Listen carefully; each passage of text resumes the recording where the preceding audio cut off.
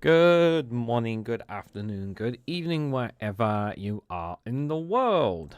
This is Reganelite here. Hello, everyone. How you guys doing? I hope you guys are all doing well. Welcome to Reganelite's Viewpoint, episode 132 of this series where we cover mainly UK politics pretty much every Monday evening here. We normally go about an hour, sometimes an hour and a half, roughly. That's the maximum time we do. I will also be on the Discord after this show, so if you guys want to join me on Discord for a bit of chatter after, you're more than welcome to join me on there. I just want to remind people as well, for those for the regular viewers here, that you've seen the schedule this morning for what's coming up for the week in terms of live streams. The schedule for Rumble and Patreon videos, what videos are going to be dropping on those platforms over the week, has also dropped as well. So do check out the community tab to see what's coming in the next over this week, guys. Not just here on YouTube, but on Patreon and Rumble for reference here as well. For those who are new here, this is this live stream in particular. We cover about 5 to 6 different stories from the UK here tonight. Is what we're going to be looking at here. As well as we've got 2 funny videos. I've got a brilliant funny video for you guys. One that some of you may have seen already online, but for those who haven't, you're definitely going to enjoy it. It's one from America. Definitely will get a laugh out of it, and we kind of need it considering what's happening there as well. So I'll just quickly run down the stories that we're going to be covering today.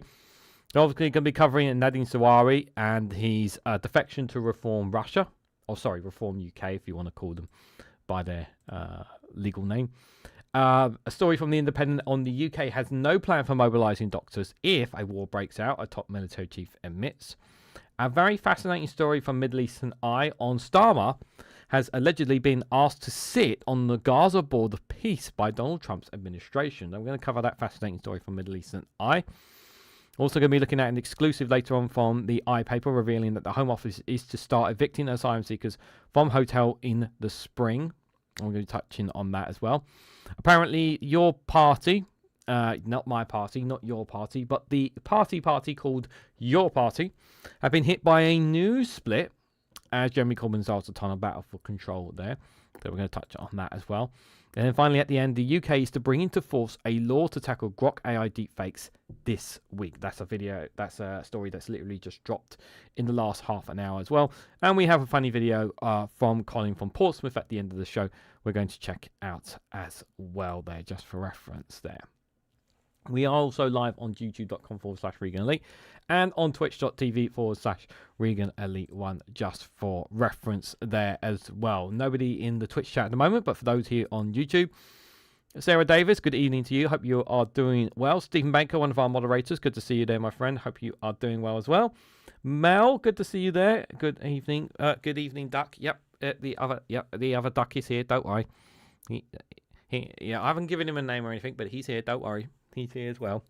Good to see you there, Mel.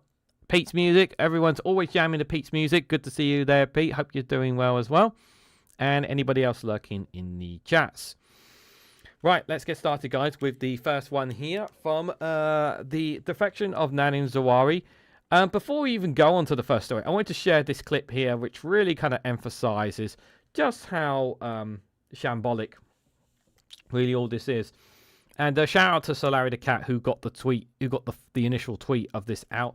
But Implausible Blog, fair, once again, right on the money here on X here. Do check out, he does have a YouTube channel as well, if you guys, as well. But here he is brilliantly here. In 2026, Nadhim Zahawi joining Reform UK and praising Nigel Farage. In 2015, saying, I will be frightened to live in a country run by you. And also, not only is there his Twitter account in 2015 saying, I'm as British as you and your comments are offensive for racists. I would be frightened to live in a country run by you. Here he is at the bottom saying, in 2014, saying, no chance, being a Conservative all my life and will die a Conservative. That didn't last long, did it, guys? Didn't last long at all.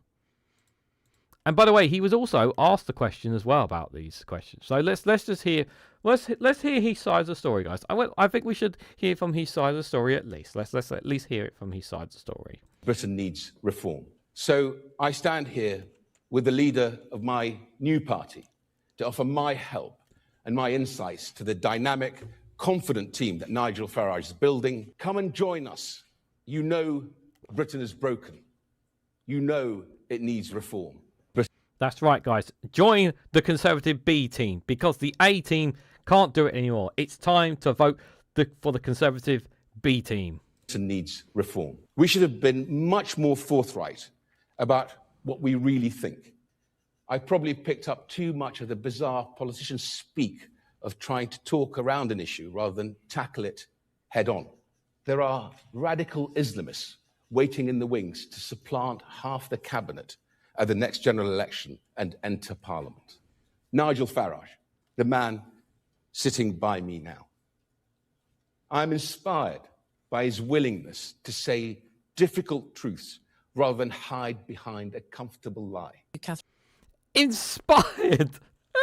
The bit he got me the most was, I'm inspired. And Sarah Davis put some money on the head. It's expensive to heat the horses without a rage. It is indeed. It is indeed. That's why we need he needs taxpayer money to pay for it once again. It's got to come out of taxpayer money for him, yeah. From Forster GB News. Nadhim Zahawi, a few years ago, you tweeted, I'm not British born, Mr. Nigel Farage. I am as British as you are. Your comments are offensive and racist. I would be frightened to live in a country run by you. Why the change of heart? And this was 2015. Oh, quite recent then, thank you. Yeah. Well, just asking about the change of heart. Good on you for digging out a tweet from 11 years ago. But all I would say to you is if I thought this man sitting next to me was in any way had an issue with people of my colour or my background, I wouldn't be sitting next to him. You literally called him a racist. You literally called him a racist more than 10 years ago via Twitter. You literally called him a racist. And you've just literally said there, if I had an inkling he was a racist, I would never be staying by his time. And the worst part is, the guy is actually like, he's touching Nigel Farage. That's very, very, I don't like that. That's very, ew. I don't like that at all, guys. It's just, yeah. Just, yeah. It's just, he's been, like, he's been offered something, Nadhim Zahawi. He's been offered something, that is for sure. Khan, ITV News. Nadhim Zahawi, you were a Conservative councillor, you became Chancellor and you've now defected to Reform UK. You had previously said that you would be uncomfortable living in a country that was led by Nigel Farage. Given your dynamic, moving opinions, how can we trust a word that you say now? I'm going to sound like a broken record. I wouldn't be sitting here if I thought that Nigel Farage wasn't someone capable of leading the country, of becoming Prime Minister. And I'm sitting here because I have observed Nigel Farage in work, in operation, with world leaders, where not only was I impressed.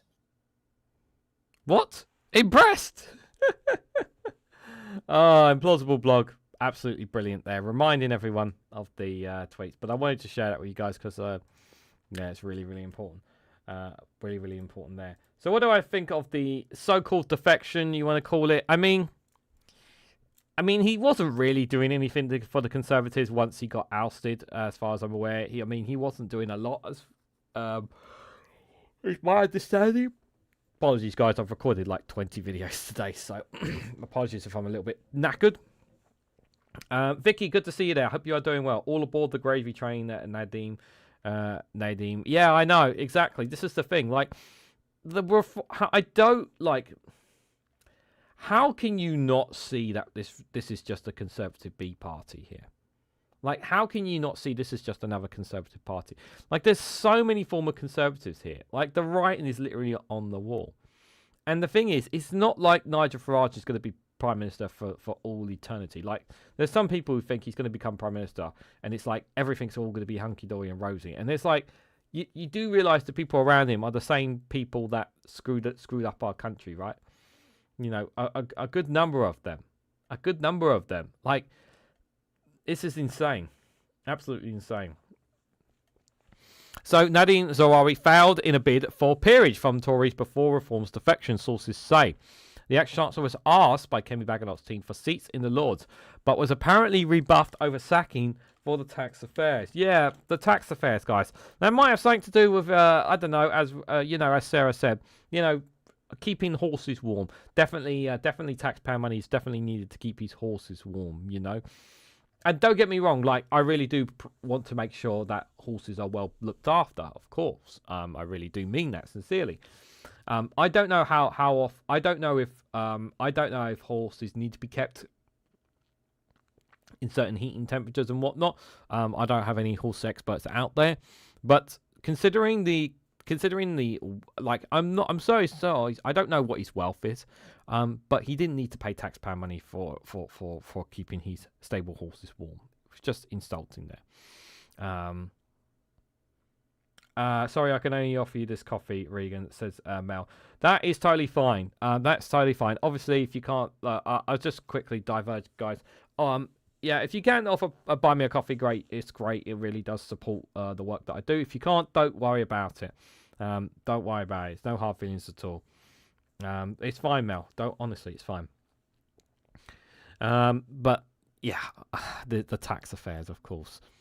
But I wonder what Nigel Farage and Reform did. Reform and Nigel Farage offer him something, or did he approach them? That's a question I think is worth asking ourselves here. That's the real question I'm curious to know. So he was rejected for a peerage by the Conservatives just weeks before he decided to defect to Reform Russia, Tory sources had told The Guardian. The former Chancellor had asked Kemi Badenoch's top team for a seat in the House of Lords, but was rebuffed because he had been sacked as a Tory chair in 2023 over his tax affairs. He was announced today as Reform Russia's newest recruit and the most senior former Tory to join it, as the former MP claimed Britain was on the brink of civil unrest, and only a government led by Nigel Farage could prevent it. I don't know about civil unrest. I mean, it's hard to say that that we're having civil unrest here when London's crime rate is one of the lowest it has been in like 20 years or something. I'm not sure where the civil unrest is. I mean, there's anger over the cost of living crisis. I think we're all in agreement with that. But yeah, civil unrest is maybe a bit too much. Jow, good to see you there. Hope you are doing well. QA Library, good to see you there. Hope you had a good weekend. Good to see you in the chat. I just sent a Twitter message to Reform, still waiting for what they're going... Oh, where's my chat just disappeared there? For what they are going to do. The Union flag from one of the flagships from the Battle of Trafalgar just came up for sale for £500,000. Interesting. Thanks for sharing that, Q. I appreciate that. Thank you for sharing that. Really appreciate it. Interesting. The only civil unrest here is because of Reform. Yeah, indeed. So both men face awkward questions at the press conference where Zahawi was asked about his claims that Farage had made offensive for racist comments about him. Look at this. This is so fake from both of them. They're so fake. The Conservatives also revealed that Zahawi, who held a series of ministerial roles under Boris Johnson, had been in touch with senior party figures recently at the end of last year.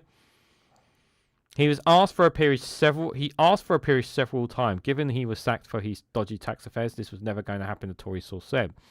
His defection tells you everything you need to know about Reform being a repository for disgraced politicians. The Tories always said the politicians had got in touch with him rather than the other way around. They pointed out that he joined Reform just weeks after Badenoch released a political honours list on which he did not feature. Maybe he's been offered a peerage and will push through any policies Reform puts in.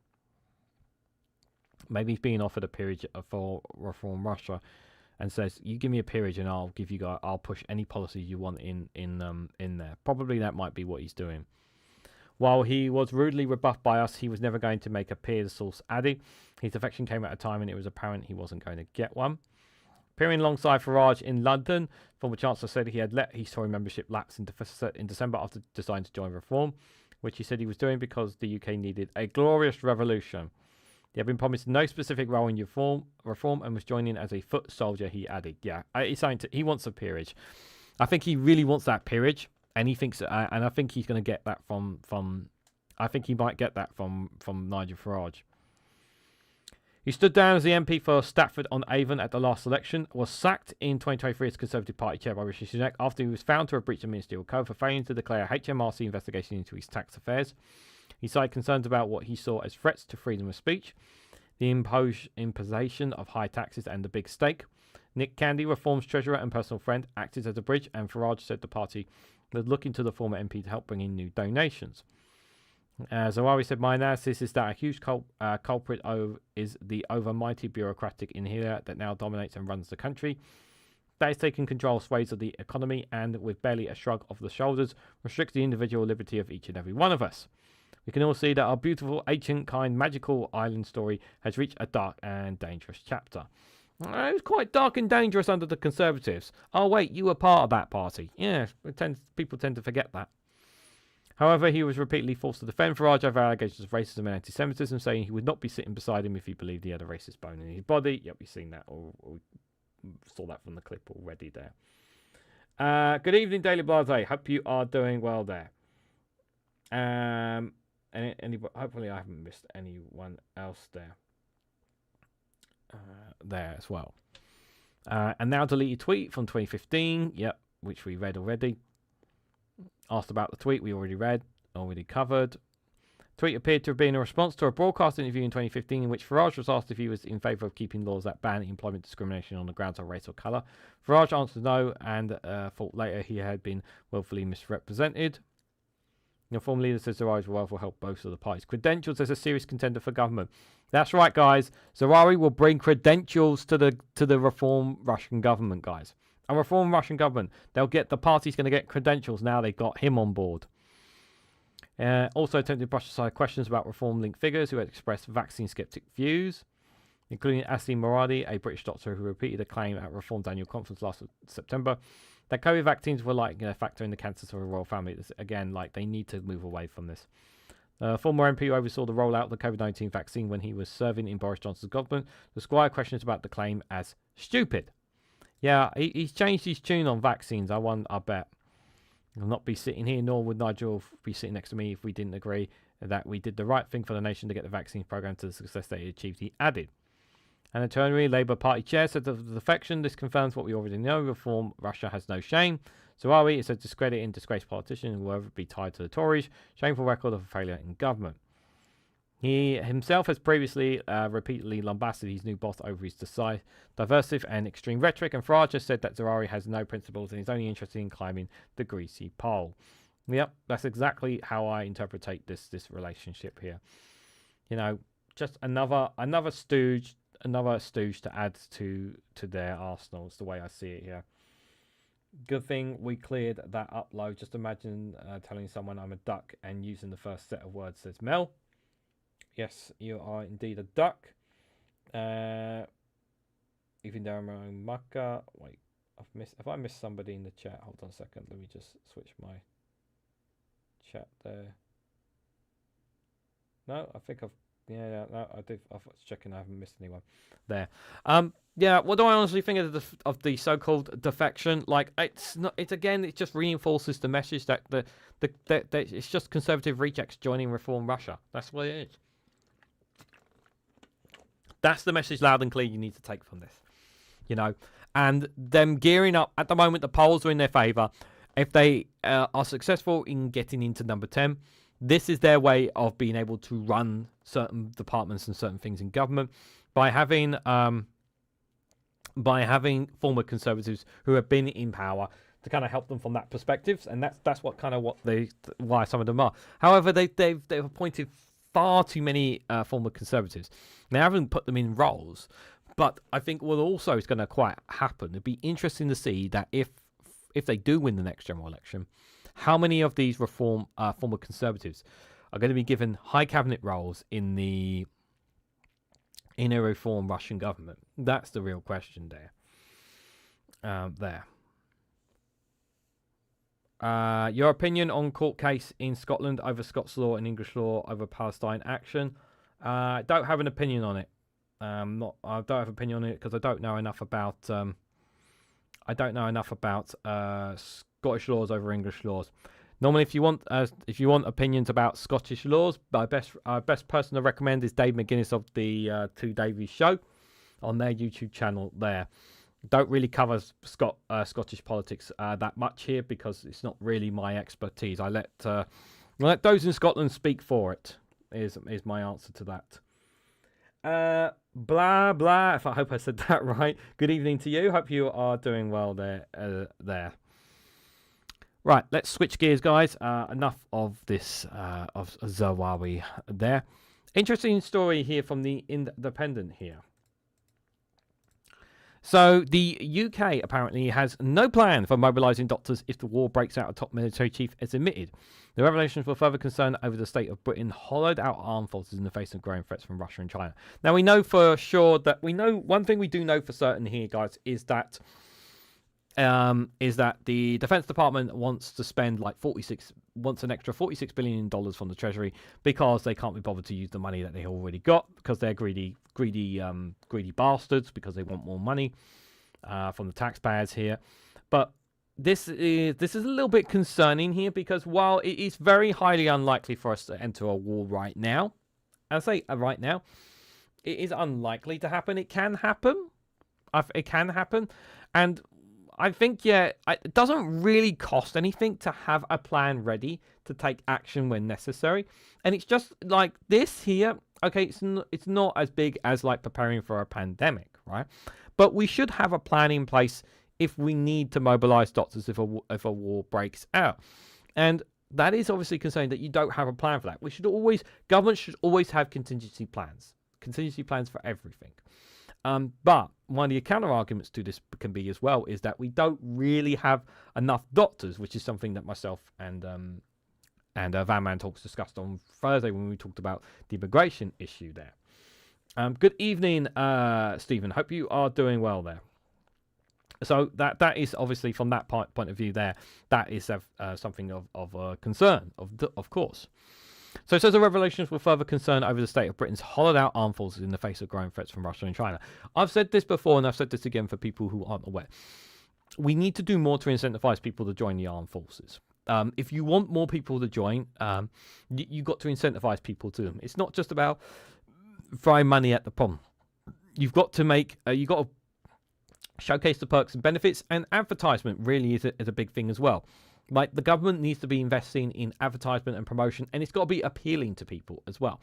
Yes, there's a lot of people who are put off from joining the army, but we've got to give incentivizers to do them. I also think, there should be an option for people. I've said this before, and I know people don't like this option, but I generally think, we should look at people's asylum cases who don't fall through. I should think, we should look at them and giving them an alternative of joining our armed forces as an alternative for them. As an alternative for some of these claims, a potential possibility there. And that could, I know people saying, well, we don't really want non-British soldiers joining the armed forces, but it could help shore up a lot of numbers that we are of our declining military force. And I think that's something that should be considered there. I think it would endlessly help it. So it says the UK currently has no plan for how to mobilise doctors, nurses and hospitals in the event of an all-out war. The UK's top military chief has admitted in yet another sign of Britain's unpreparedness of a possible conflict.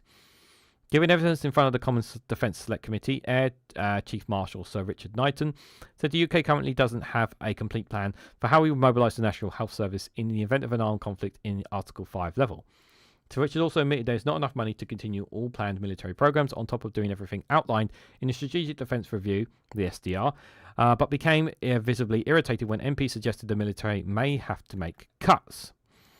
It comes amid mounting concerns over the state of Britain's hollowed out armed forces in the face of growing threats from Russia and China.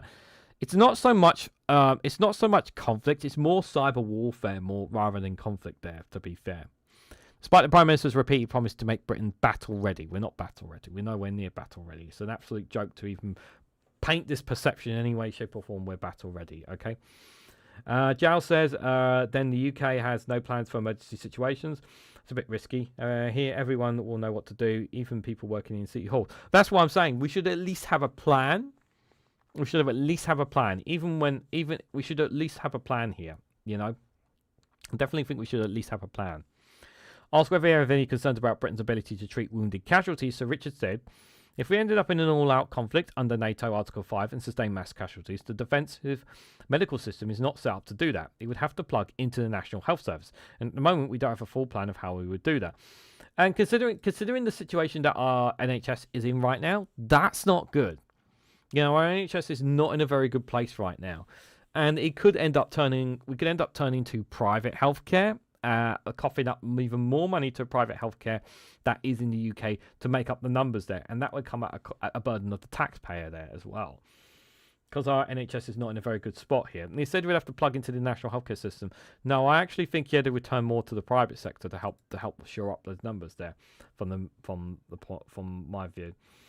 In the past, the plan was the NHS doctors were part of the TA, and now the Army Reserves would be shipped to Germany, while doctors in Germany, part of the full-time army, would be sent to field hospitals, etc. to secure a library. Thanks for sharing that. Yeah.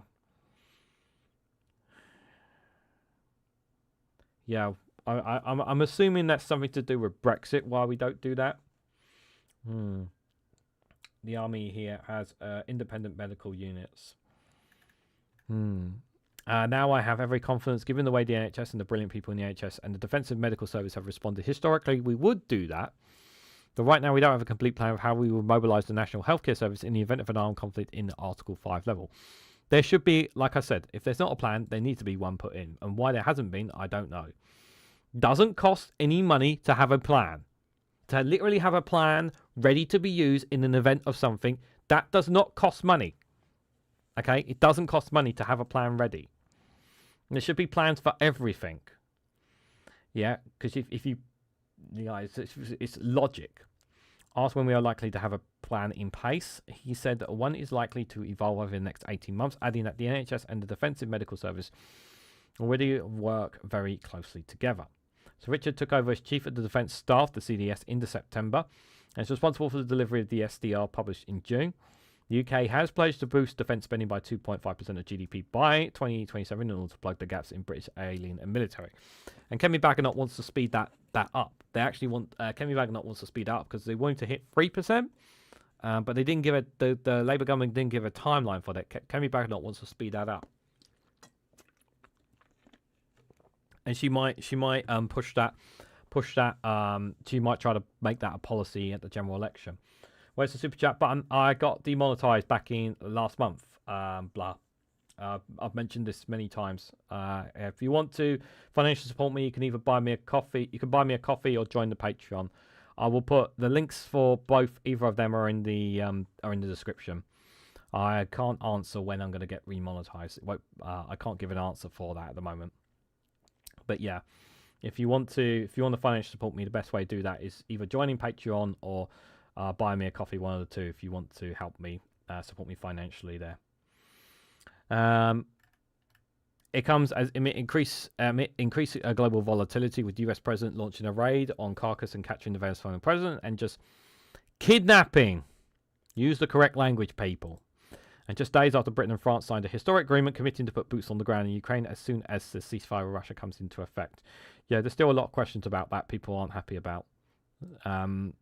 Because it wasn't something that was this agreement here, committing to putting boots on the ground. This should have been consulted more with Parliament before making that agreement, personally. But earlier this month, it was reported that Sir Richard told the Prime Minister in a meeting before Christmas that the Ministry of Defence is facing a £28 billion shortfall in funding for the next 4 years. Now, what about the cost of living crisis? What about people? You know, I'm surprised from the NATO website, the Vigorous Warrior 2024 and the Clean Claire 2024 multinational medical exercise was successful conduct from 28th of April to 9th of May 2024.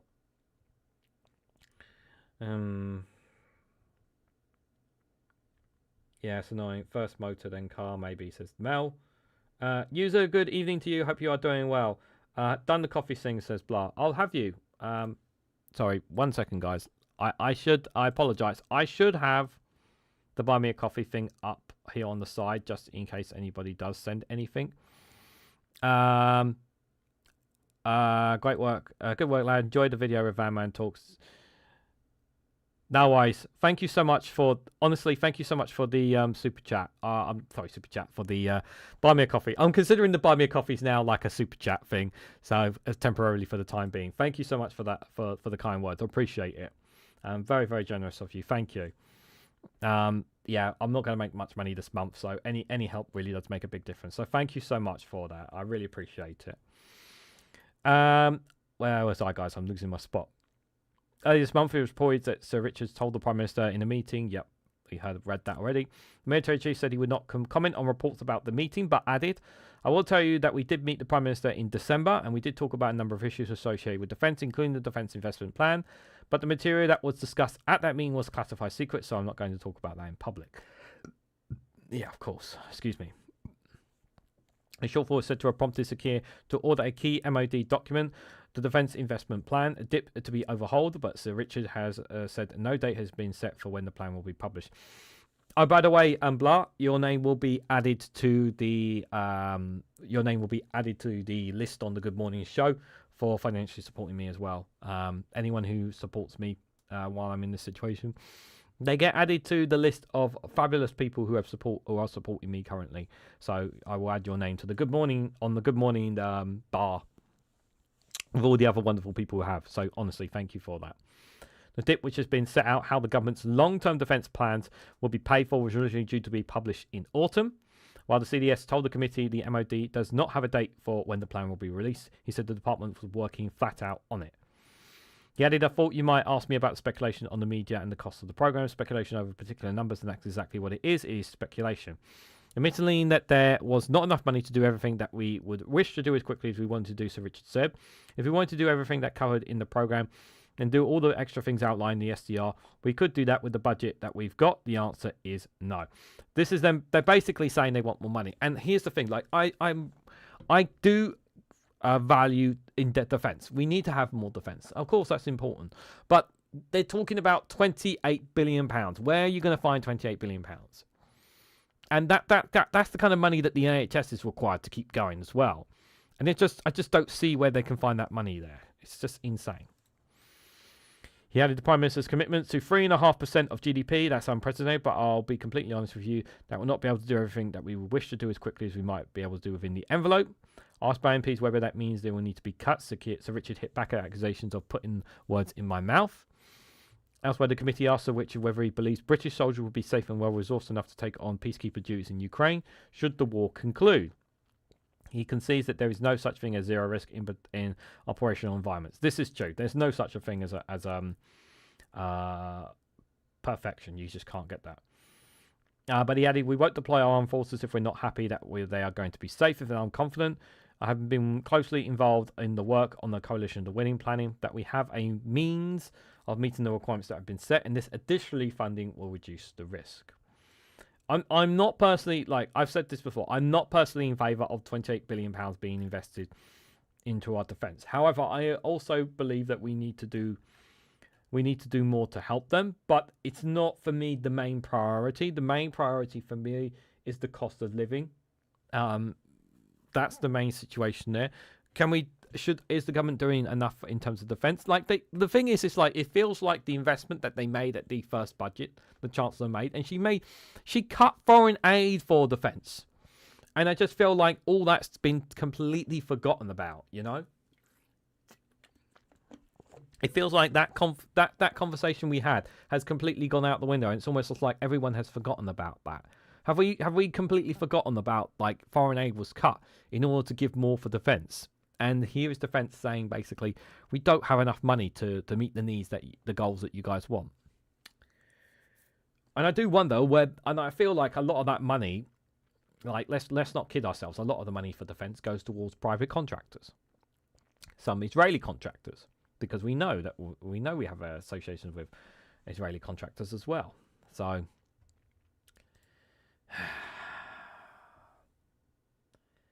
20 views and 9 likes, says Pete's Music. Yeah, if you haven't hit the like button, please do, guys. It's greatly appreciated. I'm also on Twitch as well. It's quiet on there, so if you want to chat all to yourself, twitch.tv/Reganelite1 as well, if you're on Twitch as well. Jal says we all need to invest at least 5% of our budget into defence and keep update and effective, says Jal there. Excuse me. Got to go while sediment says Billy Kershaw. No worries, Billy. Thanks for popping in. Appreciate it. Appreciate you popping in nonetheless. So got a very interesting story here, guys. One that I wasn't really planning to cover until I came across it. This quite an interesting one that's popped up here from Middle Eastern Eye of all places, guys. So Keir Starmer has been asked to sit on the Gaza Board of Peace by the Trump administration. So reports of a US invitation comes amid Trump's confirmation that the US-controlled board is currently being formed. So let me read a bit more into this context, guys. I will say this is coming from the Times as well, originally. So the British Prime Minister Keir Starmer is reportedly been asked to sit on the Board of Peace for Gaza, chaired by US President Donald Trump. According to the Times, the Trump administration's invitation to Starmer indicates warm relations between him and the US President. Trump has said his Board of Peace to rule Gaza currently being formed to oversee the reconstruction of the besieged region. Blair had previously been considered to chair the board, but the US reportedly dropped his name late last year under pressure from several Arab and Muslim states. As British Prime Minister, Blair was responsible for the 2003 invasion and occupation of Iraq alongside the US. So how would I feel about Keir Starmer being on this? Well, how much of this can he really give as the Prime Minister of the UK? That's the first thing. Like, if he wasn't in the role as Prime Minister, I would have a different opinion here. Like, if he had a different role, maybe in the government, maybe my position would be a bit different. But I'm not quite sure why this is being even discussed here. Like, what's the angle here? Like, why is Keir Starmer being asked here? This is the thing that kind of like, has he been offered something else? Is there an incentive here? Was Keir Starmer approached? Like, it really kind of boggles my mind here. Like, it's really swerved. Like, I'm trying to figure out what does the US benefit here with Keir Starmer in this role? And the logical thing I can think of is, well, we know this Labour government, this cabinet in particular, are very favourable towards Israel. We know that. We know that Keir Starmer's in the in the box with Israel as well. Do Arab and Muslim states have a problem with Keir Starmer? I don't think they would have a problem with him in that role, in comparison to Tony Blair, of course. But I'm still kind of scratching my head of what this of why him, in particular as a time when he's Prime Minister. Like, I just don't see what's going on here. Board of Peace, the board that Trump will hit you with. It just, something feels like, it just doesn't feel right to me. So it says the Financial Times reported that only serving world leaders will be on the board. And a smaller exercise board will function under it, which will include Blair alongside Jared Kushner, the US President's son-in-law, and Trump's advisor Steve Witkoff. So why only Keir Starmer?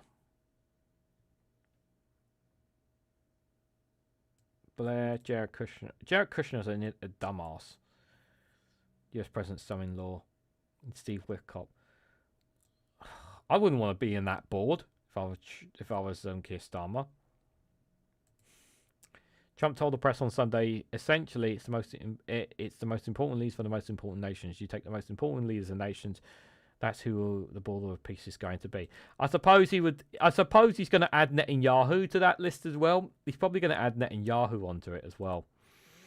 The board is expected to include around 15 world leaders, including those of UK, Germany, France, Italy, Saudi Arabia, Qatar, Egypt, and Turkey. Turkey is one that Israel does not want anywhere near it. Saudi Arabia, Qatar, and Egypt makes sense because they're the ones who helped negotiate the ceasefire in the first place. France and Italy and Germany, that sounds a lot more comfortable. That sounds a lot more comfortable there. Little is known about the board and what priorities will be, including on key issues such as the government for post-war Gaza and the consultation and the mandate for an international security force in the enclave. How often are they going to be having meetings? Is it going to be like once every 3 months or something? Yeah, Prime Minister Netanyahu has opposed Turkey's participation in the force, discouraged other potential partners such as Azerbaijan, Pakistan, Saudi Arabia, and Indonesia from contributing troops. Israel has repeatedly violated the ceasefire, killing 439 Palestinians. Yeah. The main top. Yeah, I'm going to be covering this in Global News on Rumble. That rest of that bit. Starmer and Rachel from Accounts are Zionists as Jim. Interesting. He was asked. He didn't approach them. He was asked. There. So I'm assuming based on what the Financial Times is reporting here. This is excluded. So I'm assuming Macron would have been asked directly. So Frederick Merz would have been asked directly.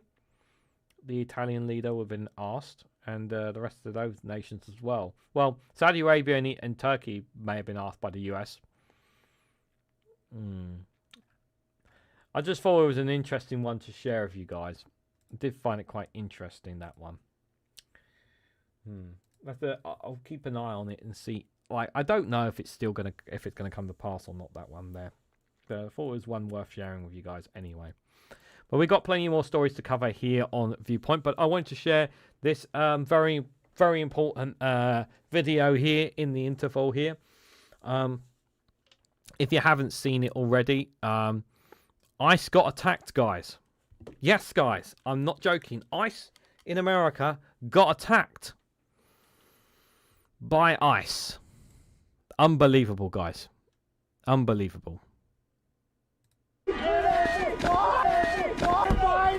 Why tax money, please?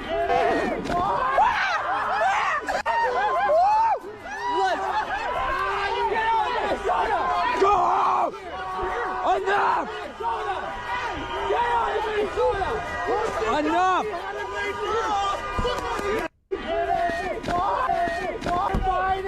Why tax money, please?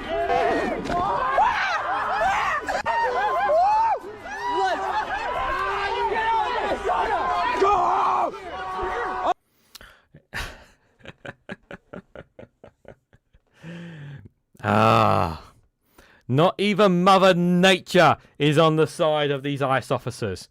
Not even Mother Nature is on their side, guys. I mean, literally, like, if you, like, literally, it's not even, like, it's like, how stupid do you need to be to realize you're running into a snowy area? How can you not see? Can you not see what's happening in front of you there? Like, literally, you are walking into ice there. It's cold. Like, even if I'm not from the area, like, if I'm surrounded by snow, I'm going to take caution because I don't want to slip and fall on my ass. These agents are so thick. It's unbelievable, guys. But yeah, I wanted to share that with you guys because I thought it was important. I did share it to Daily Blase, so hopefully, my friend, if you haven't, I did send that clip to you. I did send a few others on Twitter, my friend. If you want to use some of them for Friday Frolics, please do for some fun. But yeah, I did send that to you as well for your viewers on Friday as well. Yeah, we needed that, guys. We needed that. I miss Ollie, says Stephen Banker. You miss Ollie? Well, Ollie's okay. He's just angry. You know, he's angry because he's just upset because of obviously being demonetized. That's what it is. So it's unfortunate, It's unfortunate. I know. I miss the emojis too. Right, so let's have a look at the next couple of stories we've got here on the show. Let's see if that was Britain. Everyone would come up with a good chant. Yeah. Ice. What kind of chant would we do? Ice falls on its ass. Ice falls in its ass. Something. Ice falls on its ass. Something like that.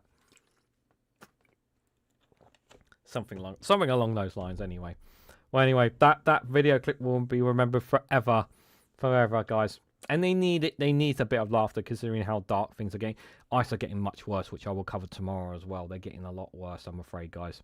Some stories I'm hearing today are really terrible. They're getting really nasty out there. Oh, wait a second. Is that the right one? No, it's not. It's meant to be that one, isn't it? Yeah. So this one exclusive from the iPaper here. So it's been revealed that Home Offices start evicting asylum seekers from hotels in spring. Shabir Mohammed will end the government's legal duty to automatically support asylum seekers. So this is their way of basically shoving people out in the cold. Government trying to save money. The government showing that they're being tough on this situation here. This is essentially what they're trying to do here from the looks of it. The Home Office will begin evicting migrants from asylum hotels in the spring As ministers look to ramp up closures this year, the I paper can reveal Shabir Mohammed will end the government's legal duty to automatically support destitute asylum seekers, paving the way for her to remove housing and weekly allowances from some migrants, the Home Office source said.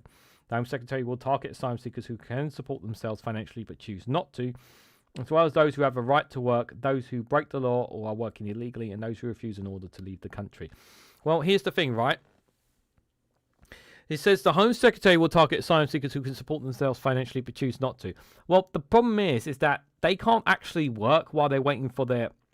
They can't actually work while they're in their situation because because you haven't changed the laws where people who are waiting for their asylum application to be processed, you haven't changed it so that they can actually work while they're being processed. So are you planning to allow people to work in order for them to support themselves? Is that what you're actually doing here? As well as those who have a right to work. Because here's the thing, the vast majority will want to work. Like, there are some circumstances where some of them don't want to work. But the vast majority want to work, but they can't work because they're not allowed to work. So are you changing that law where they're going to be allowed to work? And if you do, that will save the taxpayer a lot of money. That would save the taxpayer a lot of money. Not only that, it would actually get more people out of the asylum hotels and accommodations. But a counter argument people will make to me is that it will obviously mean more. It means that some housing and some accommodation will, and some things will be taken up by asylum seekers while they're waiting for their paperwork to come fuse here. So, I confuse Reganelite. New duck with your new duck. You have a new duck. There's this duck which I've got here, but I don't have any other duck. But I do plan on getting a proper duck to join the team at some point as well, at some point in the future. So those who break the law or working illegally and those who refuse an order to leave the country. Refuse an order to leave the country. Okay. This will allow her to strip accommodation and handouts from thousands of the 111,651 asylum seekers who currently receive support from the government. This is because a lot of them, you don't allow them to work. So this is the question that somebody needs to be asking. Are you going to change the law to allow asylum seekers to work? If you're going to change the law on that, then we will have much less people on the taxpayer dole. Although many are likely to continue receiving housing and payment as they will not qualify. The iPaper revealed last year that the Home Office spent tens of thousands of pounds on paying for a former Singapore politician to be housed in a hotel despite him receiving £100,000 in financial support. Yeah, this one here, this definitely is outrageous. Policy is part of a sweeping hardline Denmark-style asylum reforms designed to grip the channels and small boat crisis, which is seen as crucial to Labour's election chances, and Nigel Farage's reform remains at the top of opinion polls. Government hopes the move will help ramp up controversial asylum hotel closures this year, with Mohammed eyeing further shutdowns by April and Prime Minister Keir Starmer promising Britons will begin seeing the evidence of progress on the issue in the coming months. There were around 32,000 asylum seekers housed in 200 hotels at the end of last year. It will be combined with other measures such as beginning removals to Syria. It is now seen as safer by ministers following the revelations that lead to the fall of Assad regime. Alternative housing for asylum seekers will include using former military barracks, multiple occupation houses known as HMOs, and a council housing pilot. Government is also set to expand its one-in, one-out returns deal with France to strike a new one with Germany. This deal sucks, doesn't work, waste of money, waste of time, and they're expanding something that doesn't make a bloody difference whatsoever to the boat crisis.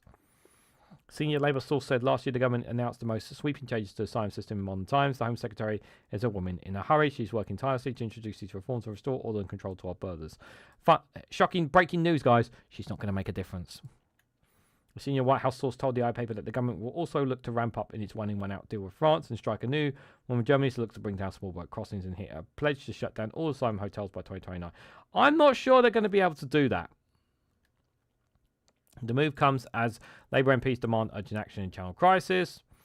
One senior MP said they expect big movement on hotels in the next couple of months. Those Labour MPs who have hotels in their constituencies are piling on the pressure here, the MP said.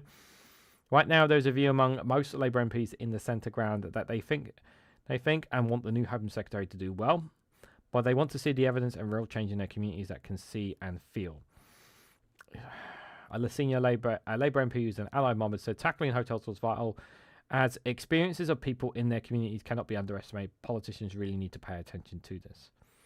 Britain is a welcoming country, but it's got to be a country that's fair and shows what fairness is like to communities that have contributed and feel other people are coming in and getting all the resources and services, the MP added. Isn't it illegal for asylum seekers to claim benefits and entitlements unless they're getting it? Oh, God. There are so many things that just doesn't add up here. It's so annoying here. Like, here's the thing. We don't allow asylum seekers to work as of right now. So I'm assuming she's changing the policy on this to allow them to work, right? Because this is like, and the numbers of small boat crossings, it was very high last year. It was high last year, second highest still last year. Are we gonna hit the same heights this year? I honestly don't know.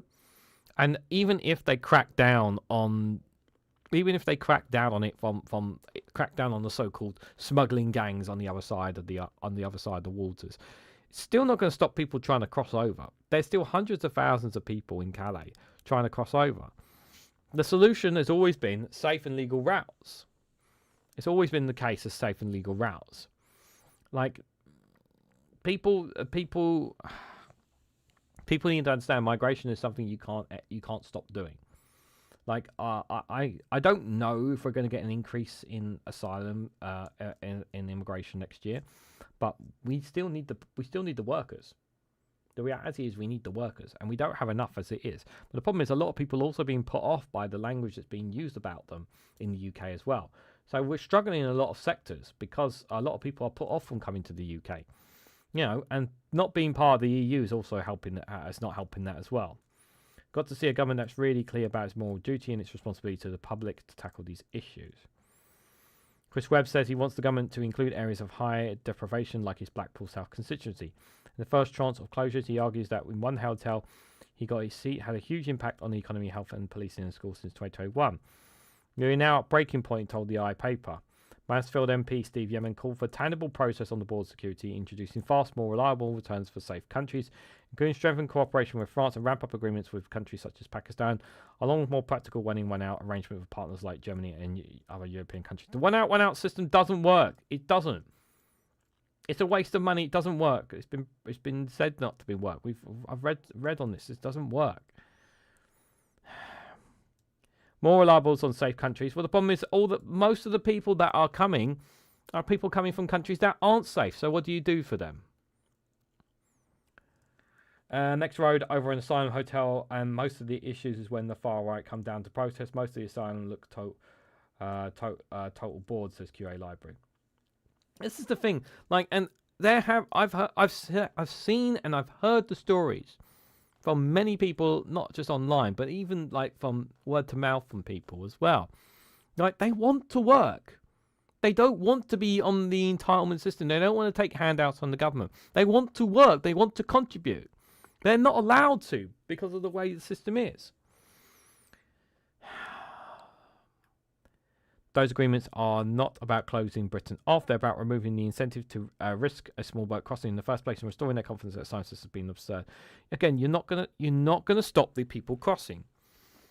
Like I do encourage people. There was a brilliant story piece by Sky News who follows Zach Polanski during the Christmas period when he went over to Calais. I do recommend people checking out the video from Sky News on it. And it really emphasises just how buggered these people are. The people who are in Calais, they can't go back to where they come from. They have to go. They can't stay in France. They're not allowed to. They can't actually leave. They actually have to stay where they are. The police basically arrest them and then put them back in there somehow. There. They can't actually stay. They can't actually go if they wanted to go, and they can't claim asylum in France because of the way they're being. Some of them can't even claim asylum in France. Kirsty, good to see you there. Hope you are doing well. Yemen said he was confident there would be decisive action against people smuggling gangs, and he called for real reduction in boats crossings. Yeah. Another Labour MP said, illegal immigration is no such thing as illegal. Remains a subject raised the most with me by the North Durham residents. I'm hopeful that the range of measures will be introduced will be drive down the number of small boat crossings. These scholars said there was evidence that Denmark become less attracted to migrants after introducing smaller hardline reforms, which is meant to share of asylum claims compared to the rest of EU fell. She cautioned Denmark's style asylum crackdown would only have an impact if asylum seekers are generally choosing the UK over other EU countries, rather than using Britain as a last resort safe haven, having tried and failed to make a claim in Europe. There is some evidence that when people are choosing between countries, these kind of politics could have an impact, not necessarily transformative impact, but they can have some impact. Well, it might be, this might shock some of these people, but we're a multiculturalism country. We have lots of different people from lots of different backgrounds, and it might have something to do with, I don't know, maybe what might have something to do with, something we did call the, British Empire, where we had a grip on many, many countries all over the world. That might be another reason as well there. But she said that if people are refused asylum in the EU and eligible for the deportation there, the reason why I bring up the British Empire just for reference is because we literally have influence all over the world. We have history all over the world. And also, English is the #1 language on the planet. So a lot of European countries, English is not their #1 language. So for a lot of people in like the Middle East and African nations, it makes logical sense for them to come to the UK, especially if they have family or ties to the UK, which is why more people would want to come here than other parts of Europe. But she said that if people are refused asylum in the EU and eligible for deportation there, the only thing that would discourage them from the UK is the threat of deportation, which the government can struggle to make a reality. So you might not see the same impact that Denmark has seen. She added, assumption also said the UK could benefit from a recent fall in overall numbers of people seeking asylum in Europe, which could have a knock-on impact on bringing down channel crossings. But she warned the government we need to tackle the big challenge of reducing the backlog in asylum appeals, to ensure people's claims are decided and they are removed from the system if they want to clear hotels. Progress in general over the last few years in sorting alternative accommodation has been pretty slow. If you look at numbers of people in non-hotel accommodation have crept up quite slowly, so I would imagine that we continue to struggle just finding standard dispersed accommodation because there's a shortage of housing. Yeah, they don't want to put them in houses, but it doesn't matter where they put them because people are going to claim. People on the far right are going to complain one way or another. They're going to chase them one way or another. That's not going to change in any way, shape, or form there. So. That is correct. Most of these migrants cannot claim residence in the EU. Can they not claim residence in the EU? I wasn't. Jim says, Bible thumper either now cost for wars and unproven imaginary omen importance. #1 ancient aliens. I think Jim's talking about something else there. Stephen Baker talking about heavy metal artwork.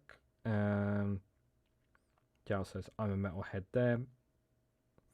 Yeah, I'll just say there's no such thing as illegal migration. As I said, stop bombing far off nations. When they find Union Jacks and tall fins, they want to see who comes. They want to see who effing took them over. English Empire, Reagan. Yeah. I just said there's no such thing as illegal migration, but they're so used to using that language, and it's so infuriating because they use it so much. I really hate it as well. It's frustrating.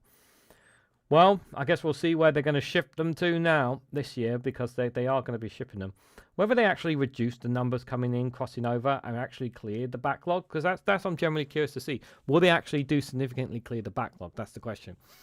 But even if they do, hypothetically, they do it this year. I've said this before and I said this again. They're going to find a reason to. The right will find a reason to complain. They'll find a reason to moan, and if they don't, they'll find something else to target. It's just going to move the goalpost. It's all it's going to do. They're going to find lines of attack on this Labour government one way or another. I don't expect Labour to deal with this. Do I think they might reduce the numbers? They might do, but I'm not that confident in it. To be fair, either. So, one political party who's been a bit quiet for a while. It's been a bit quiet for them here. Has been your party. No, not your party. Not my party. Your party. The actual political party called Your Party. Yeah, gotta get used to that, guys. I know it's just so apparently things are not going well there, guys. They're not going well here. So this is from Sky News. Your party's been hit by a new split as Corbyn and Sultana battle for control. Left-wing parties' co-founders want to fill its ruling executive with their own allies with what insiders have described as a proxy war. It's been a rollercoaster 48 hours at the Your Party conference here in Liverpool. We now know the party's official name. After a vote, members have decided to call Your Party, Your Party. Members also voted for a collective leadership model, so there'll be no big battle between Jeremy Corbyn and Zara Sultana for the top job. But here's 5 things we still don't know. First, the party will be run by an elected executive committee. We don't know who's going to be on this committee. It will mainly be ordinary members with only a limited role for MPs and councillors. Nominations will open in the new year with an election expected at the end of February. Second, we're still not sure of a policy platform. Zara Sultana gave a flavour of what that could be today. So we must sever all ties with the genocidal apartheid state of Israel, taking water, energy, our railways, transport and communications back into public ownership. We should abolish the monarchy itself. However, members will have to vote to approve any policies that go in a future manifesto, and we're still not sure exactly what they might support. Third, election strategy. Your party wants to be ready to fight the May local elections, but They've already stated that they're not going to participate in the May local elections. top figures have been vague about where they will field candidates and whether they will make alliances with other parties to keep out Reform UK. Obviously, with the first past the post system, which, by the way, I hope we end, a first past the post system, then clearly there has to be some calculations made about how you can win on a progressive agenda. Fourth, we've heard a lot of talk from Zara Sultana about these. Nameless, faceless bureaucrats. She says she means the inner circle around Jeremy Corbyn, but she won't say who or exactly what influence she thinks they have. And finally, will the infighting ever stop? Things have been messy here in Liverpool. Zara Sultana boycotted day 1 of the conference over the expulsion of some members of the party. She also only shared a stage with Jeremy Corbyn once. At the heart of all of this are ordinary members desperate to see a socialist party succeed. So lots of optimism still within your party, but the road ahead could be bumpy. And most of the policies that literally Zara Sultana talked about, well, there's another political party that that agrees with most of those policies, and that's the Green Party. But the other thing as well is that I still don't know what policies they're going to be bringing forward as well. So it's a bit of a joke party right now. The whole thing is a joke. Andy, good to see you there. Hope you are doing well. So when they say your party won, it won't mean anything. Yeah, they'll say your party won, but they're not my party. I'm a member of the Green Party, or I'm a member of the Conservative Party. They're not my party. Your party won, but they're not my party. Yeah, see, this is why I don't like the language of your party. So what's been up to since then, guys? So your party's been hit by a new split as Jeremy Corbyn and Zara Sultana fight for control of the Executive Committee. So at the founding conference in November, members voted for a collective leadership model, meaning the party will still be controlled by a central executive committee rather than a single MP. This avoided potential bruising battle between the top job between Mr. Corbyn and Sultana, who co-founded the new left-wing party in July, but have since had several public disagreements. However, the two figureheads are now backing a different set of candidates to fill the CDC, which will have 24 positions. So this committee is going to have 24 positions, which means that likely is there's going to be 12 in favour of Sultana and 12 in Corbyn, something like that, you would think, in what insiders are describing as a proxy war. Yeah, guys, because this is definitely that's definitely going to work out well, guys. Sources with knowledge of the list describe it as a clash of both personalities and visions for what the newborn party should look like. Many involved in the Your Party believe it should be more radical than Corbynism, but it has to be distinctive offer from the Greens. But others fear voters will be put off by a party perceived as the hard left, and a broad appeal is needed. Now, this at the moment, right now, like I'm going to go out and live and say this is going to be more hard left. But it feels like there's going to be more infighting because of the way they're setting up and designing this party. The list endorsed by Mr. Sultana has called itself the grassroots left state. That includes both her and Mr. Corbyn. However, the former Labour leader is understood to be upset about this as he has asked for his name to be taken off the slate. He feels the inclusion of his name gives the impression that he is a unity list and he was involved with and endorses. Instead, he is playing this out his own version of for your party in the coming days, a source close to him told Sky News. This will include different backing in different candidates lists made up of himself, community organisers, trade unions and anti-racist activists to reflect a broad left politics according to those with knowledge on the list. This sounds a lot more appealing. This sounds a lot better. Different people from different backgrounds here. Sounds a lot better here. This sounds a lot more activists, trade unionists, community organisers, more grassroots. That sounds a lot more appealing. That would sound far more appealing to me than what Zara's offering there. Definitely sounds more appealing to me. Good evening, Steve McMahon. Good to see you there. Hope you are doing well over our friend on the other side of the world in New Zealand. Hope you are doing well, my friend. Good to see you there. Your party are starting to sound like a pointless party at the moment. That's a good name for them, Daily Blase. The Pointless Party. Spokesperson for Mr. Corbyn said Jeremy will be laying out his vision for your party in the coming days, including his ambition to help build a diverse and broad-based movement for change that every country needs. A big dividing point is on the economy. Mr. Corbyn's long-standing economic position has been to nationalise public utilities and reverse cuts to public service. Grassroots left state goes further in calling for the end of private ownership by all means of production, so that workers own the economy democratically, not the state, are still involved with the state. So, look, I'm all for. Look, I don't think you can. You can't have the government control everything. I do think there needs to be there does need to be. There are private companies do have their place. There's a lot of things that should go public in our institutions, and most of our institutions should be public, but not all. I don't think all means. I think that might be pushing it a tad bit too much there. You've got to have some private, guys. You can't have everything public. Those endorsing this position feels your party needs to distinct themselves from the Greens and provide a meaningful opposition to capitalist parties, which they feel Mr. Corbyn didn't achieve as Labour leader, as the party was too focused on elections and polling. Well, Labour is too chaotic and too political, and he was dealing with people that wasn't in agreement with him anyway. They characterise suspicion as being to the left of the left and opposed to the hard left.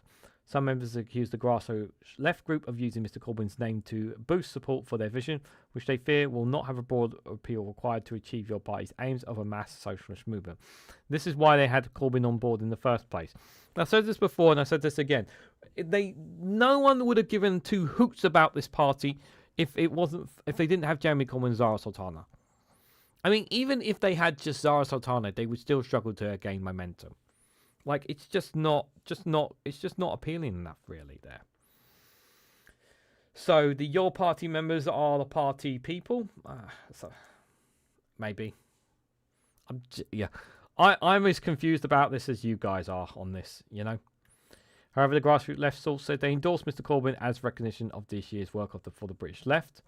Quote, the last thing we want is to divide the party. We want to create something that can bring us together instead of tearing us apart, they said. Well, what better way to do that than have a disgruntled committee? You know, do we honestly think 24 people are going to be on the same page here? It's really hot in New Zealand at the moment. To be fair, I prefer the cold to the hot. I will say that. At least 2 other candidates endorsed by the group haven't officially signed up to the programme, as permission is not required to back someone for leadership. This includes independent Lancashire councillor Michelle Leverett, who said he was thought of throwing his hat in the ring, but is not formally part of any slate. He told Sky News there is a very large group people who are looking for an alternative to Labour. While they have all manner of views, what unites them is investment in welfare at the end of the cost of living crisis and inequality and peace and against war. He said these should starting points to build a broad left that unites people and challenges Labour. One figures on the grassroots left states, including Max Shanley, who was Deputy Director of Operations for the Corbyn leadership campaign in 2016. The slate said it is being backed by a broad coalition of socialist groups, grassroots organisations and prominent left-wing figures, and that it aims to shift power away from MPs and party insiders and put it back in the hands of members. This follows criticisms that faceless bureaucrats close to Mr Corbyn from his time as Labour leader had too much control over the setting up of your party. Mr Sultana said members didn't join to be spectators while decisions are stitched up at the top. This slate is about taking back control, and building a party that fights for the working people. There's been a long-lasting tension within your party of Ms Sultana, launched an unauthorised membership portal in September. On Friday, she called for unity after the Information Commissioner's Office said that it was not taking further action. Okay, so that story about the members' authorisation portal has been dealt with, apparently. Any your party member can nominate themselves for the CEC, not just those who end up in the slates. The nominations deadlines is this Friday, followed by an endorsement period, with a final vote happening at the end of February. It'll be ultimately up to the party's 50,000 members to decide, and that could be no overall vision wins, with a mix of candidates ending up on the CEC. Once the CEC is formed, members will decide internally who should have the senior leadership positions, which will not be open to members of Parliament. Yeah.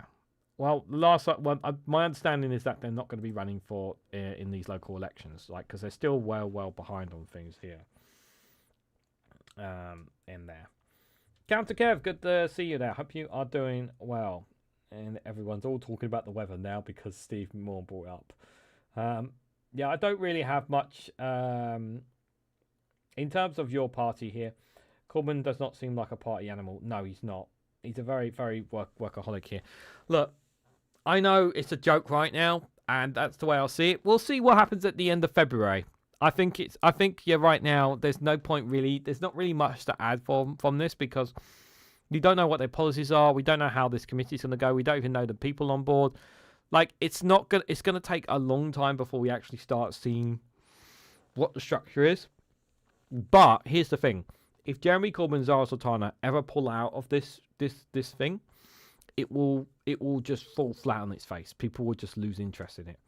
Because that's the only reason why people are having any interest in it at all is because of those figures, honestly. So I will have to wait and see at the end of February to see an update from them. But as of right now, I don't think it's even worth continuously discussing there.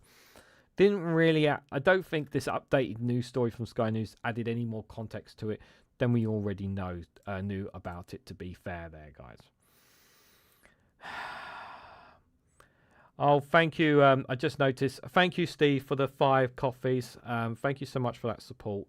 Really, really appreciate it. There. Hope it's all well with you. Well, my birthday's coming up this Sunday, so hopefully I will get some birthday cake. I'll get some birthday cake then on Sunday for my birthday. That's one thing I would like. I do have a sweet tooth, so. But thank you so much for buying me for that. I really appreciate it. Thank you to everyone who's bought me a coffee today. I really appreciate it, both this morning and now. Like I said, I don't know when. Just quickly, before we go to the last story, guys, I don't know when I'm going to get demonetized. I am going to be chasing it up tomorrow. I couldn't chase it up today, but I will chase up some things tomorrow. So I'll have a little bit of time on my hands tomorrow. Max Robespierre, who has been really, really helpful to me, guys. He's been trying very hard to help me, guys. I can't stress that enough. He's been an absolute gem of a, he doesn't have to in any way, shape or form help me, and he's been really helpful to me, Robespierre. I'm going to be reaching out to, there's a Google AdSense Twitter account. I'm going to reach out to them to see if they can help me in my situation. I did try to appeal a couple of days ago and it didn't work, the appeal, as in it didn't accept it. So I'm going to try speak to them and hopefully they can help me with that from that perspective there as well, guys.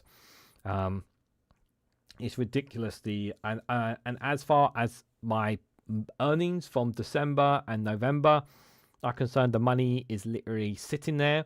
I can't touch it. Google won't give it to me, which is very infuriating for people who are wondering what's happened with that money. Yeah, the money that people gave via super chats and gifted memberships in November and December. I have not received a single penny of that money, guys. I'm really sorry to say. I don't know if I'm going to receive that money or not, because again, they won't give me an answer to that. But I wanted you guys to be aware of that. So it is, I know it's frustrating, and I am doing everything I can. But yeah, that is the current situation. We could talk more about this on Discord after if you guys are interested, because I am going on Discord after this live stream for a bit. So I've got one last story to bring to you guys, and it is one that's been the main subject in the UK that people have been talking about as well here. So the UK is to bring into force a law to tackle Grok AI deepfakes this week. So they're going to introduce some kind of law this week. So we know that looking at the from the Good Morning show we covered this morning, guys, we know that Malaysia have banned Grok. Didn't say it banned Twitter, but it said it banned Grok, and I'm not sure how you do that. So my assumption is they must have banned Twitter as well. I'm not sure how you can ban Grok and not ban Twitter. I'm not sure how that works.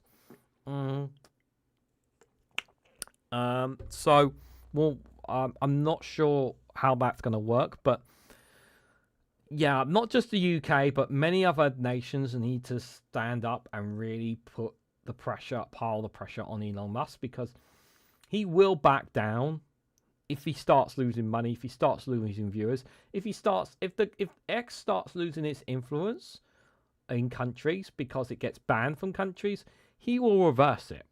He will reverse it because it's not worth it to him at the end of the day. Can we do anything Reganelites anymore? We can email on your behalf. I don't honestly think there's anything more that you guys can do in the chat that I can think of with regards to my situation. Once I'm able to appeal, then I can just see what happens there. Chances are the appeal is going to get rejected, and then I'll go from there. But I think that's the only situation that I can do right now. But yeah, it's very frustrating to see not getting my pay from YouTube at least. But yeah, it's been over a month now, so all the memberships have ended now, which really sucks as well, because I know a lot of people became members on the first day I set it up and wanted it to continue, but you know I couldn't. Yeah, it sucks. I know. The UK will bring into to force a law which will make it illegal to create non-consensual intimate images following widespread concerns over Elon Musk's Grok AI chatbot. So the Technology Secretary Liz Kendall said the government would also seek to make it illegal for companies to supply the tools designed to create such images. Speaking to the Commons, Kendall said AI-generated pictures of women and children in states of undress created without a person's consent were not harmless images but weapons of abuse. BBC has approached X for comment, as it previously said anyone using prompting Grok to make illegal content will suffer the same consequences as if they upload illegal content.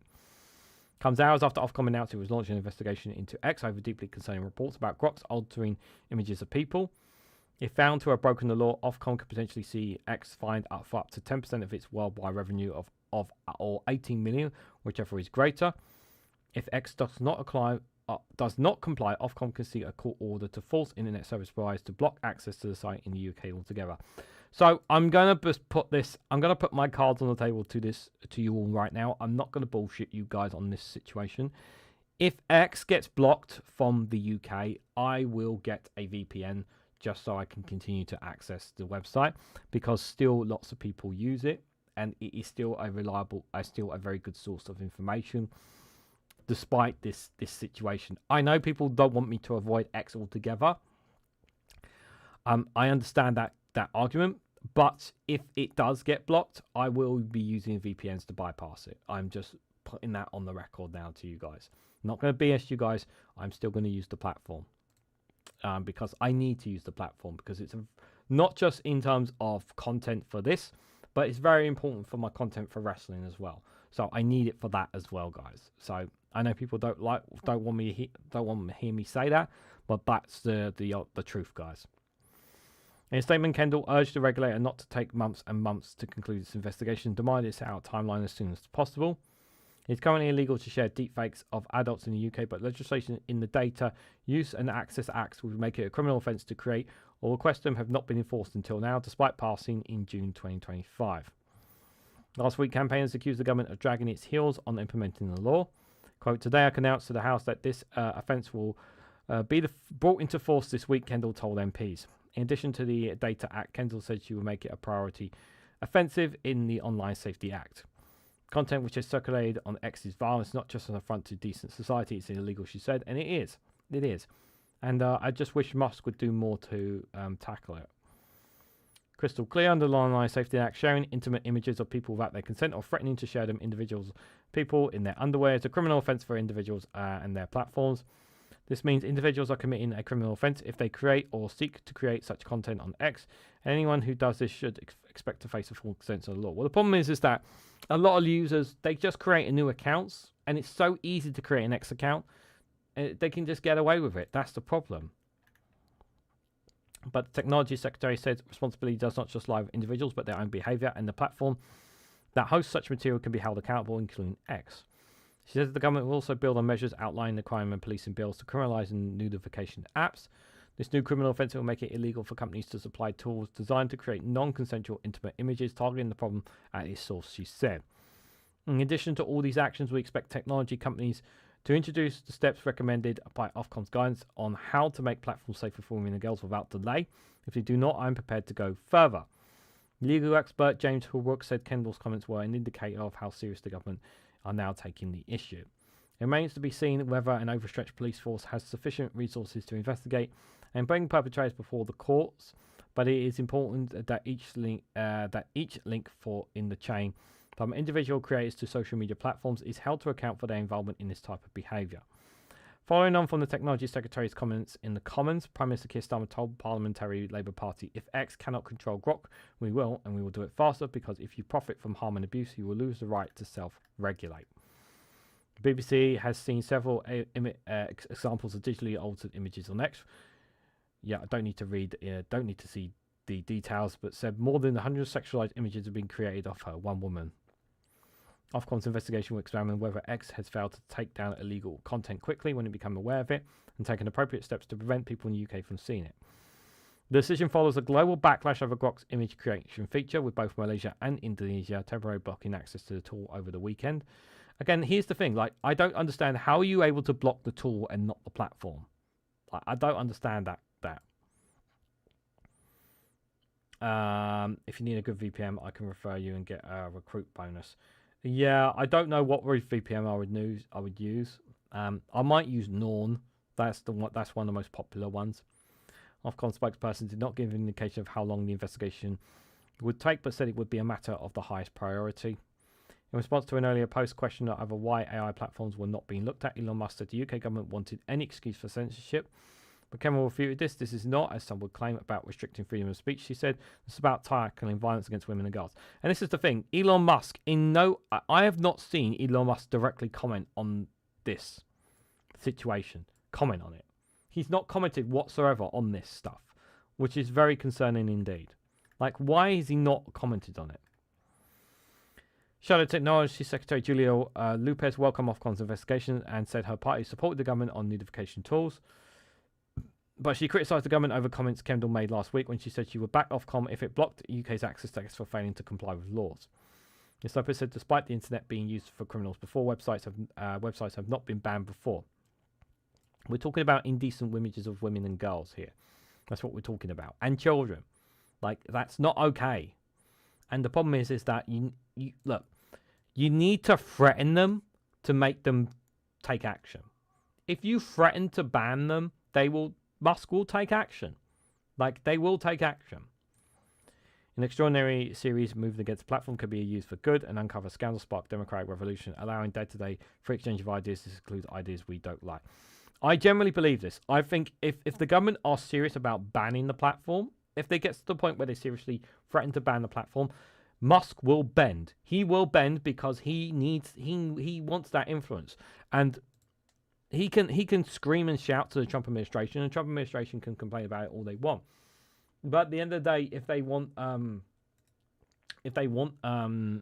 to stay in the UK, they will need to take action on this, and they will bend. He will bend to this.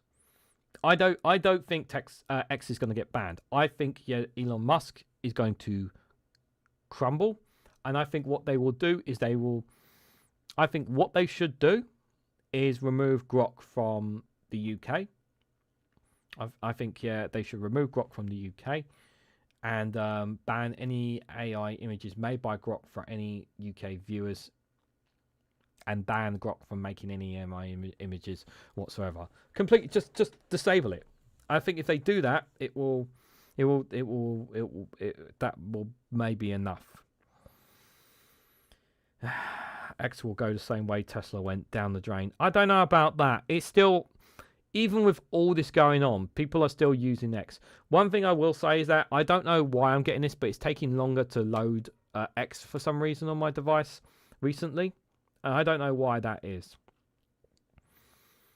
All American media under scrutiny in the EU, and they're talking about alternatives in association with Japanese and South Korean companies. Heard it on the news this weekend, I think. Well, I don't know what it's called, but I certainly would like to be interested if there was an EU-only social media app. The EU will find him again and even remove his platforms from the EU, and given what Trump has been doing, I can actually see him and X going the same way other platforms went. I will use a VPN to access X because I need to, for just as much for wrestling content, not just politics, guys, because the wrestling content makes me money as well. So I can't afford to lose X, basically, guys. I know that sucks. I know people would rather me not be on the platform, but there's that side of it as well. So guys, just before we head on Discord and end the live stream here, we got one last thing to see ourselves out. That's, of course, a funny video. I haven't seen this video because I wanted to watch this with you guys here for a bit of fun. But Exploding Heads had a new video. That's right, Colin from Portsmouth, guys. He's back with a new video. And the headline from it is, Let's Invade Belgium. Oh, dear. Colin from Portsmouth's on the line. Hello, Colin. Anthony, absolutely thinking. That doesn't sound good. That sounds ominous, Colin. What are you thinking about? And I think Keir Starmer needs to stop being so timid and start learning from the greats. Right, the greats of what? Diplomacy? Exactly, like Donald Trump. Okay, how are we going to learn from Donald Trump then? Annexation, Anthony. Right, move. I thought you might say Big that. match. Yeah. Confidence. Look at Belgium, just sat there doing nothing. You always talk about invading Belgium, Colin. Can you give Belgium a rest? You've been talking about invading Belgium for years. It's a sovereign country. For now, I'm saying we pop over, we take it, and we call it Greater Kent. Right. Job done. That's where the EU is. We need to hit them right where it hurts. Yeah. Let von der Leyen know we're here. You can't just annex Belgium as much as you want to, Colin. Why not? What are they going to do? Throw chocolate at them? Because it's international law. Starmer's a big fan of international law, at least he pretends to be on occasion. Law's only law until someone annexes you, Anthony. This gives us waffles. It gives us beer that tastes like fruit. All that foreign muck. Think of the tourism, mate. Although why anyone would want to go there beats me. Awful country. You couldn't pay me to go there. Unless we're invading, in which case I'll do it for mates rates. Anyway, mate, thanks for having me on. Love to the family. Love to the family, Colin. Love to the family. And we might even win Eurovision. Although I think we should vote ourselves out of Eurovision. Oh, Colin. I missed it. Indeed, guys. That was I missed that indeed. Missed you, Colin. Guys, do check out Exploding Heads on their YouTube channel as well, guys. If you can, it'd be greatly appreciated. Let me just check one more time before we head out. So Steve McMahon and Bago Mashins, thank you both for the coffees. I really appreciate it. Really appreciate you guys' support. Really does make a massive difference. No matter how little or how big, they all make a massive difference. So thank you guys again for those. And thank you again, our friend Alison Keir this morning for sending me one as well. Really appreciate it.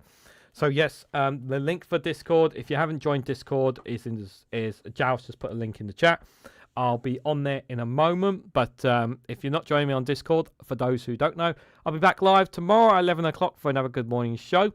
And also, so global news, guys, tomorrow will not be at 6 o'clock. I have made the decision to move the live stream time slot as Witchigoff tends to go live at 6 o'clock. And I was kind of getting frustrated with like being around that period. So instead, guys, we're going to have the global news. It's going to be at 3 o'clock in the afternoon. That's right, guys. We're going to do it at 3 o'clock in the afternoon. I might even swap it and move it to 4 o'clock maybe as a time slot on Tuesday potentially as well. But I want to see how it goes. So if you guys have got a day off and you've got nothing planned on Tuesday afternoon, and you guys want some more politics with me, you can join me Tuesday afternoon at 3 o'clock, guys, as when I'll be doing global news. So I will not be doing a live stream at 6 o'clock in the evening tomorrow, just for reference there. But yeah, you can check out the home tab for when the next live streams are available as well. Also, check out the community tabs. I've also put all them of what videos are dropping on Patreon and Rumble, as well as live stream schedules for the week. And finally, this Thursday at 8 o'clock, myself, Daily Blase, Dave McGuinness, and Graham Price of Power to the People, our first roundtable of 2026. Do join us on Thursday at 8 p.m. if you can for that, guys. But on my way out, before I head on Discord, I just have one last thing to say. If you haven't already, please hit that like button, share this across social media, subscribe if you haven't too already, and check out all the links down below if you can. And thank you all so much for watching, and I hope to catch you all very, very soon.